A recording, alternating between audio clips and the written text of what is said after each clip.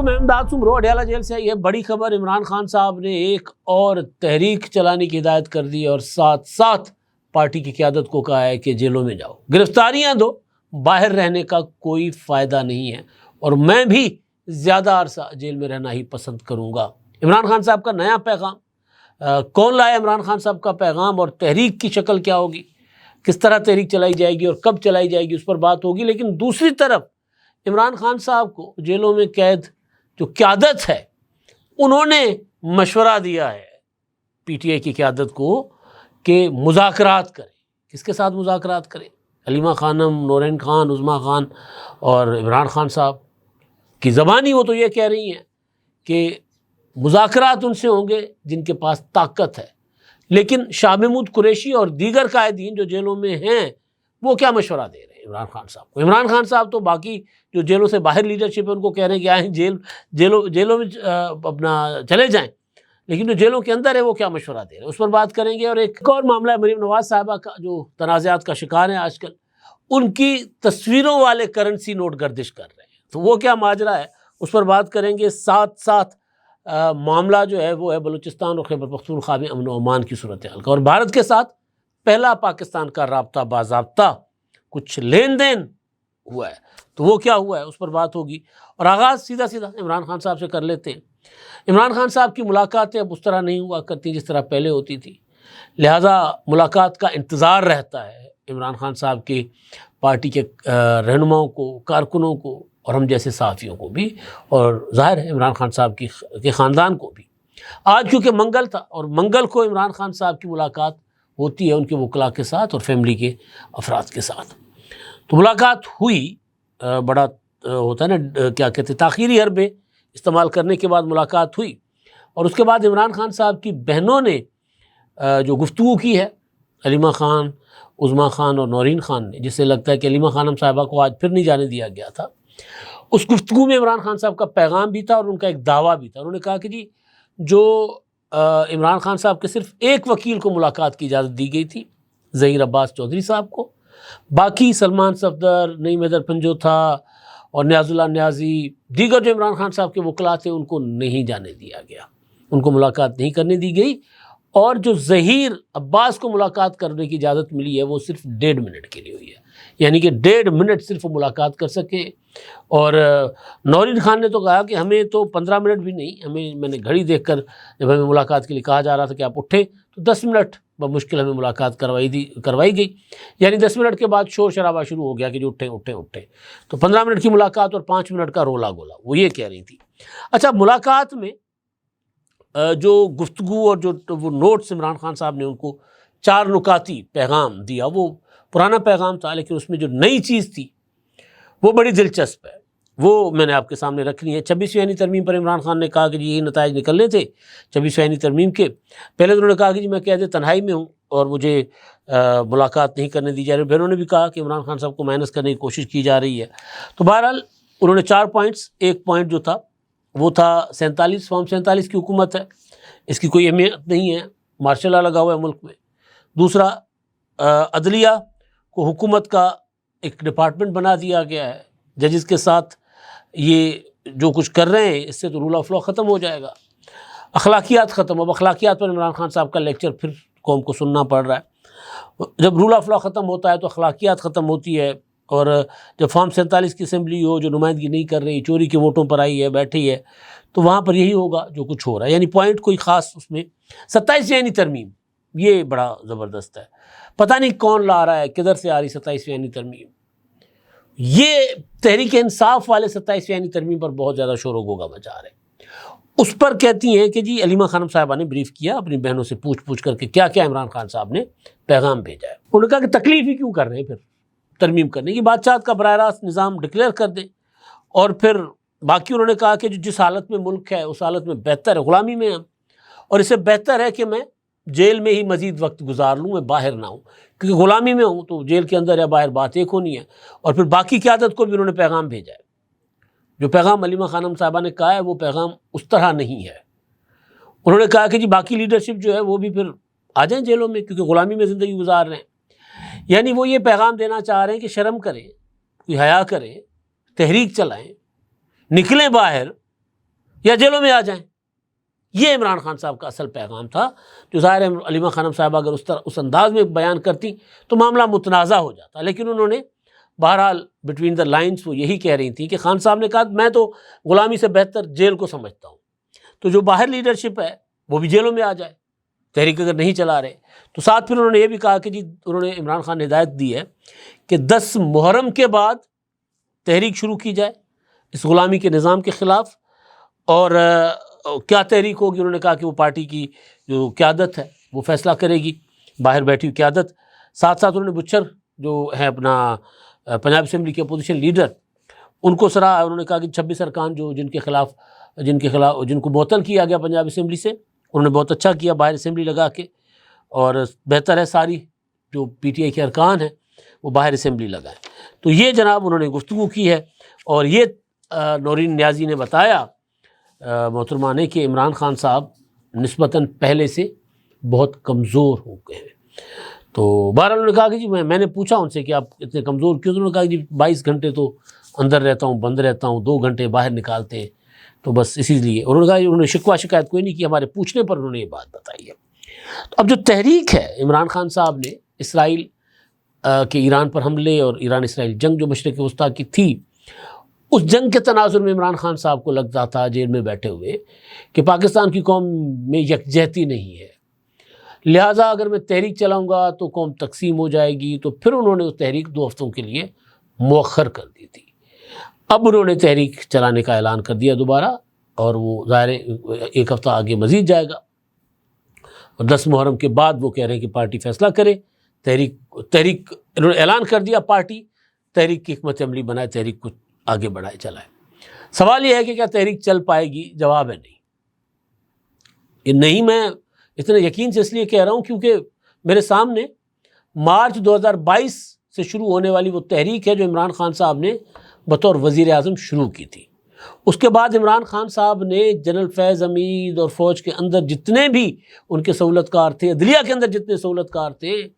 سب کی تمام تر سہولت کاری کے باوجود وہ تحریک جو چلا رہے تھے وہ تحریک نہیں چل پائی تھی۔ تحریک ہوتی ہے، اس کے نتائج جو ہوتے ہیں وہ آپ نے اپنے حق میں لینے ہوتے ہیں، جو آپ کی ڈیمانڈز ہوتی ہیں۔ عمران خان صاحب نے ایک کے بعد ایک ناکامی اور شکست کا سامنا کیا۔ ہم اس بحث میں نہیں جا رہے کہ وہ ناکامی اور شکست طاقت کے ذریعے ہوئی ہے، اسٹیبلشمنٹ نے دی ہے، اس بحث میں نہیں جا رہے، کیونکہ عمران خان صاحب کی تحریک ہی اینٹی اسٹیبلشمنٹ وہ کلیم کر رہے ہیں، اس نظام کے خلاف ہے۔ تو نظام کے خلاف عمران خان ایک کامیابی حاصل نہیں کر سکے، اس کا مطلب ہے کہ وہ ناکام ہو گئے۔ اور اب عالم یہ ہے کہ علی امین گنڈا پور صاحب کے ذریعے وہ جتنے اسلام آباد پر حملے کروائے گئے، کیا بن کر محمود غزنوی بن کر، تو ان حملوں کے بعد کے پی کے سے لوگوں نے بھی آنے سے انکار کر دیا۔ انہوں نے کہا کہ جی آپ جاتے ہو، بچے ہمارے مروا کے آ جاتے ہو، گولیاں ہمیں لگتی ہیں، آپ تو دوڑ جاتے ہو، بقول اپنا فیصل کریم کنڈی، یہاں الٹ ہو جاتا ہے کنڈی والی بات، یہاں دوڑنے والے گھوڑے ثابت ہو جاتے ہیں، پھر نکل جاتے ہیں، ورنہ کنڈی صاحب تو کہتے ہیں ناچنے والے گھوڑے، تو وہ وہاں سے نکل جاتے ہیں۔ آپ نکل جاتے ہو تو ہم کیوں آئیں مار کھانے؟ اب بھی کل پرسوں سے ایک چیز چل رہی ہے کہ کوئی افتخار جٹ پی ٹی آئی کے کارکن تھے، جیل میں تھے، ان کو ہیپاٹائٹس ہوا، وہاں جیل میں انتقال کر گئے، تو کوئی لیڈرشپ میں ایک بندہ اس کے جنازے میں نہیں گیا۔ تو لوگ سوال کر رہے ہیں کہ بھئی کیوں پی ٹی آئی کے لیے اب کارکن جو ہے وہ مریں گے؟ تو تحریک مجھے نظر نہیں آ رہی کہ عمران خان صاحب کی چلے گی۔ ہاں یہ آپشن بہت بہتر ہے عمران خان صاحب کے لیے بھی، ان کی پارٹی کے لیے بھی، سب جیلوں میں چلے جائیں۔ اچھا جی، اب دوسرا آپشن جو عمران خان صاحب کو اپنی پارٹی کے لوگوں نے ہی دکھایا ہے، دوسرا راستہ، وہ ہے جو اسیر رہنما ہیں سینئر، جن میں شامل قریشی صاحب کا نام ہے، میاں محمود رشید صاحب ہیں، ڈاکٹر یاسمین راشد صاحبہ ہیں، اعجاز چودھری، سرفراز چیمہ صاحب۔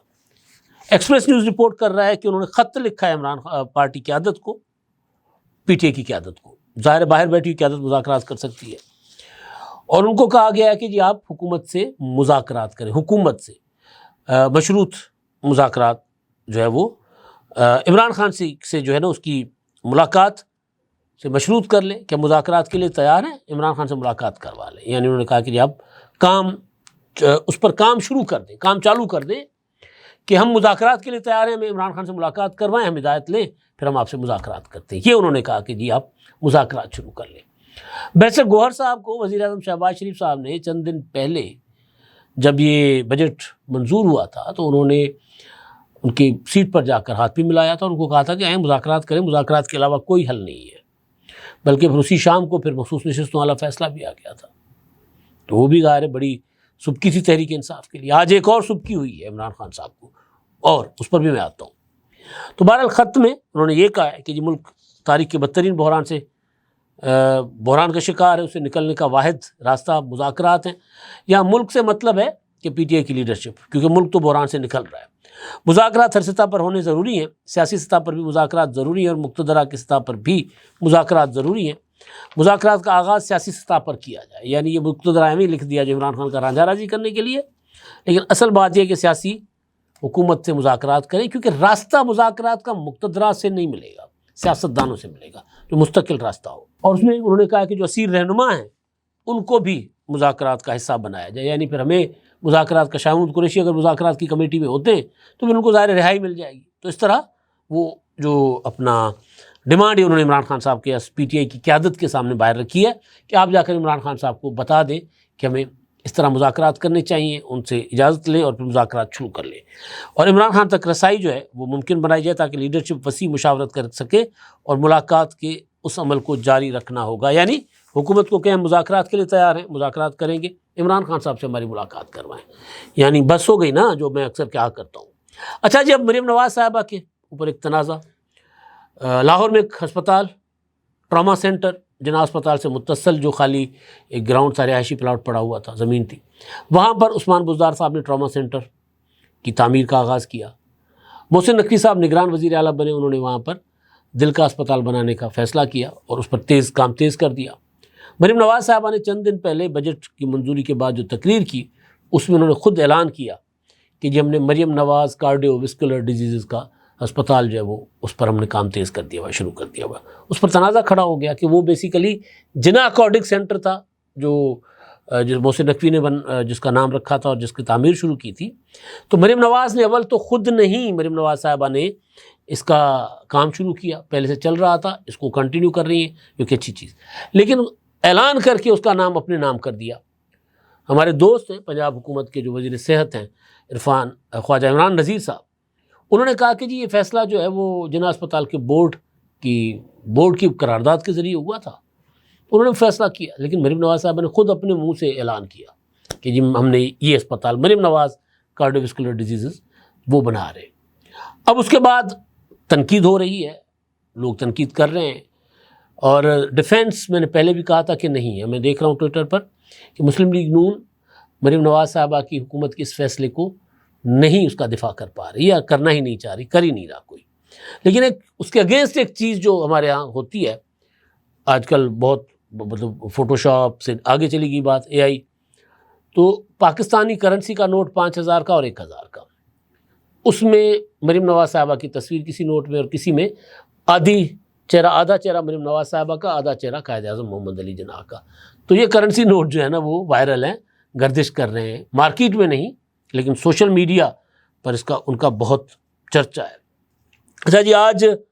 اجلاس ہوا ہے پاکستان میں جو سپریم جوڈیشل کمیشن ہے اس کا، اور اس میں 4 چیف جسٹس مستقل ان کی تعیناتی کا معاملہ تھا، Sindh high court, Peshawar high court, Balochistan high court اور اسلام آباد ہائی کورٹ۔ تو اجلاس میں جو ہے وہ فیصلہ کیا گیا، جو اکثریت رائے سے فیصلے ہوئے ہیں۔ جنید غفار صاحب سندھ ہائی کورٹ کے مستقل چیف جسٹس کے طور پر ان کو نامزد کر دیا گیا، منظوری دی گئی۔ چیف جسٹس بلوچستان کے لیے روزی خان بڑیچ صاحب کو ووٹ ملے ہیں، ان کو میجارٹی نے ان کے حق میں فیصلہ دیا ہے۔ اسی طرح جسٹس عتیق شاہ صاحب جو ہیں ان کو نامزد کر دیا گیا پشاور ہائی کورٹ کے چیف جسٹس کے لیے۔ جو سب سے متنازع معاملہ تھا جسٹس سرفراز ڈوگر کا، تو اس پر جو ہے وہ ووٹنگ ہوتی ہے، 16 ارکان میں سے 9 ارکان جو ہیں وہ ووٹ کرتے ہیں جسٹس ڈوگر صاحب کے حق میں، اور باقی جو ہیں وہ 7 ارکان ان کے خلاف۔ تو جسٹس ڈوگر صاحب چیف جسٹس اسلام آباد ہائی کورٹ، ان کی منظوری ہو جاتی ہے ان کے نام کی۔ اب نوٹیفیکیشن ہوگا اور یہ سارے اپنے اپنے عہدوں کا جا کر حلف اٹھائیں گے، تمام چاروں چیف جسٹس۔ اب جو میں نے کہا تھا نا کہ عمران خان صاحب کو ایک اور سبکی ہوئی ہے، وہ سبکی یہ والی ہے کہ جسٹس ڈوگر صاحب کو پی ٹی آئی نہیں چاہتی تھی، اور پی ٹی آئی کے جو جوڈیشل کمیشن میں پارلیمانی کمیٹی میں جو ارکان ہیں انہوں نے بھی پارلیمنٹ سائڈ سے انہوں نے بھی مخالفت کی جسٹس ڈوگر صاحب کی. تو پی ٹی آئی نہیں چاہتی تھی جسٹس ڈوگر صاحب جو ہے وہ چیف جسٹس بنے. وہ محسن اختر کیانی صاحب یا پھر میاں گلحسن اورنگزیب صاحب کے لیے ان کا خیال تھا کہ ان کو چیف جسٹس بننا چاہیے. یہ اسلام آباد ہائی کورٹ میں بھی تحریک انصاف کے ساتھ بالکل وہی ہوا ہے جو سپریم کورٹ آف پاکستان میں ہوا تھا کہ وہ منصور علی شاہ صاحب کو چیف جسٹس بنانا چاہتے تھے لیکن 26ویں آئینی ترمیم کے بعد بن گئے چیف جسٹس یحییٰ آفریدی صاحب. اچھا، جب کچھ ویڈیوز کچھ ویژولز وائرل ہیں وزیرستان کے اپنا ڈیرہ اسماعیل خان کے، ڈیرہ اسماعیل خان کی جو موٹر وے ہے اسلام آباد ڈیرہ اسماعیل خان، اس پر مسلح جتھے دندناتے اور وہ اپنی ویڈیوز خود بنا رہے ہیں، وہ دیکھے گئے. اور اس کے علاوہ میں بی بی سی کی سٹوری پڑھ رہا تھا، یہ 3 روز پہلے جب جنوبی وزیرستان میں حملہ ہوا تھا ہمارے 13 فوجی جوان شہید کر دیے گئے تھے اور جواب میں 14 فطرت الخارج مار گرائے گئے تھے. تو اس کے بعد بی بی سی کی ایک سٹوری ہے بڑی خطرناک قسم کی کہ وہ جو جنوبی خیبر پختونخوا کے علاقے ہیں اس میں کولاچی ہے، مطلب جو قبائلی علاقوں سے ہٹ کے جو شہری علاقے ہیں وہاں پر بھی مسلح لوگ فطرت الخارج اور مختلف گروپس میں وہ وہاں پر سر عام شہروں میں پھر رہے ہیں. اب علی امین گنڈاپور صاحب کی خیبر پختونخوا کی حکومت ان کا اپنا علاقہ جنوبی کے پی کے سے ڈیرہ اسماعیل خان سے، وہاں پر یہ صورتحال ہے. درابن ہے، کولاچی ہے، بنو ہے، ٹانک ہے، جنوبی وزیرستان ہے، دوسرا وزیرستان ہے، ہر طرف یہ صورتحال ہے. تو یہ وہاں پر بی بی سی کی جو رپورٹ ہے اس کے مطابق جو مقامی صحافی ہیں وہ جو بتا رہے ہیں وہ تو مطلب ایک خطرناک قسم کی صورتحال کہ وہ اب چھوٹے ڈرونز جو ہوتے ہیں نا اپنا جو ہیلی کاپٹر ہوتے ہیں چھوٹے کوڈ کاپٹر، ان میں دیسی ساختہ بم بنا کے وہ انسٹالیشنز کے اوپر یا جو دفاعی ادارے ہیں ان کے اوپر یا پولیس کے اوپر حملے کر رہے ہیں، ان کے ذریعے حملے کر رہے ہیں. پچھلے دنوں جو تنازع تھا نا کہ جی ڈرون گرائے، وہ ڈرون نہیں، وہ ٹھیک تھا موقف کہ یہ لوگ کر رہے ہیں تو یہ اٹیک کر رہے ہیں مسلسل. تو یہ صورتحال تو وہاں کی ہے. اور آج پھر مستونگ میں فتنۃ الہندوستان جس کو نام دیا گیا ہے انہوں نے حملہ کیا، بینکس کو جلا دیا ہے، وہاں پر ایک بچہ ہلاک ہوا ہے، کچھ ہلاکتیں ہوئی ہیں. اور جواب میں جو کارروائی کی گئی ہے، شاہد رند بلوچستان حکومت کے ترجمان ہیں ان کے مطابق کہ 2 دہشت گرد مارے گئے، ان کے خلاف کارروائیاں جاری ہیں دہشت گردوں کے خلاف. تو بلوچستان ظاہر ہے کافی عرصے سے ڈسٹرب ہے. تو ادھر جو کے پی کے میں ہو رہا ہے اس کے لیے بھی کہا جاتا ہے کہ وہ انڈین پراکسیز ہیں اور بلوچستان میں بھی کہا جا رہا ہے کہ انڈین پراکسیز ہیں. اچھا، جب آخری خبر جو ہے وہ یہ ہے کہ پاکستان اور ہندوستان کے درمیان جنگ بندی کے بعد پہلی بار باضابطہ بڑے لیول پہ کچھ چیزوں کا تبادلہ ہوا ہے. چیزیں کیا ہیں؟ قیدی ہیں پاکستان کے بھارت میں، ماہی گیر جو ہیں، اور بھارت کے پاکستان میں، تو ان کے فہرست کا تبادلہ ہوا. جو اسلام آباد میں بھارتی ہائی کمیشن کو جو فہرست دی گئی ہے بھارتی قیدیوں کی، 246 مجموعی طور پر قیدی ہیں ٹوٹل بھارتی پاکستانی جیلوں میں، اور ان میں 53 عام شہری ہیں اور 193 ماہی گیر ہیں. اسی طرح دلی میں پاکستانی ہائی کمیشن کو 463 پاکستانی قیدیوں یا پاکستانی نژاد قیدیوں کی فہرست دی گئی ہے، جن میں 382 عام شہری اور 81 ماہی گیر شامل ہیں، اور ان میں کئی ذہنی معذور بھی ہیں. اچھا، ذہنی معذور اس طرح نہیں ہوتے، وہاں پہ ٹارچر کر کر کے تشدد کر کے ان کو ذہنی معذور کیا جاتا ہے. ہم نے کئی بار کور کیا، رپورٹ کیا اس طرح کے قیدیوں کو جب انڈیا سے آتے ہیں تو ان میں سے کوئی ایک بھی فزیکلی اور مینٹلی ٹھیک نہیں ہوتا. لیکن بہرحال اچھی چیز یہ ہے کہ اس جنگ بندی کے بعد اس سارے تناؤ کے باوجود یہ والا سلسلہ جاری ہے. یہ بیچارے رہا ہوں گے اور اپنے گھروں کو جائیں گے. جو ایجنٹ ہوتے ہیں ان کو تو کوئی ملک رہا نہیں کرتا، پاکستان بھی نہیں تو وہ تو خیر کسی کے اوپر ایجنٹ ہونے کا الزام لگا کر رکھ دیں گے، ان کو رہائی نہیں ملے گی. لیکن یہ بیچارے عام ماہی گیر جو ہوتے ہیں نا، یہ بھٹک جاتے ہیں سمندر میں، پانیوں کے دوش پر ہوتے ہیں، اور اسی طرح ریگستان میں رہنے والے بھی بیچارے بھٹک جاتے ہیں عام شہری، تو وہ بھی پکڑے جاتے ہیں. تو ایک اچھا سلسلہ ہے. دعا یہ ہے کہ امن و خطے میں اور پرسکون لوگ اپنی اپنی زندگی گزاریں. اب تک کے لیے اتنا ہی. اللہ حافظ.